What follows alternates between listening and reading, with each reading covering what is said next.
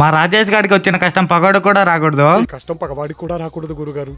మరేరా అసలు మ్యాటర్ ఏంటంటే దసరా నవరాత్రులలో ఇది 5వ రోజు. ఇంకా ఈ రోజు కూడా నేను మా ఫ్రెండ్స్ అందరం కలిసి టెంపుల్ లోపలికి అయితే వెళ్ళాము. ఇంకా అలా లోపలికి అయితే వెళ్తే ఈ రోజు మాత్రం తోటోత్సవం అనే కాన్సెప్ట్ తో డెకరేషన్ మాత్రం మామూలుగా చేయలేదు. ఇంకా అలా అమ్మవారిని అయితే దర్శించుకొని ముందుకైతే వెళ్ళాము. అలా ముందుకు వేస్తే ఈ రోజు అయితే అమ్మవారిని శ్రీ మోహిని దేవి అనే రూపంలో అలంకరణ అయితే చేశారు. అలాగే ఈ రోజు డిఫరెంట్ థీమ్ తో డెకరేషన్ కూడా చాలా బాగా చేశారు. ఇంకా అలాగే కొన్ని రియల్ బర్డ్స్ కూడా తెచ్చి అక్కడైతే ఉంచారు. ఇంకా మేమైతే టెంపుల్ లోపల నుంచి బయటికి అయితే వెళ్ళాము. కానీ మా వాళ్ళు డెకరేషన్ చేసిన ఫ్రూట్స్ కోసం మళ్ళీ వెళ్దామన్నారు. అందుకని మళ్ళీ టెంపుల్ లోపలికి అయితే వెళ్ళాము. పాపం మా రాజేష్ అంత ట్రై చేసిన ఒక ఫ్రూట్ కూడా అందడం లేదు. ఇంకా వీళ్ళైతే చూడండి దొంగలాగా ఎలా చూస్తున్నారు వాటి దిక్కైతే. రాజేష్ గారికి అయితే అందడం లేదని భర్త గాడి ఎత్తి మరీ ద్రాక్ష అయితే పెరికిచ్చాడు. అలాగే యాపిల్ అండ్ సీనికాయ కూడా పెరికారు. టెంపుల్ లోనే తినేసాము. అవి తినేసాక సరిపోలేదని మళ్ళీ వెళ్దామన్నారు. ఈసారి మళ్ళీ వెళ్తే వంకాయలు సొరకాయలు తప్ప ఏమీ లేవు.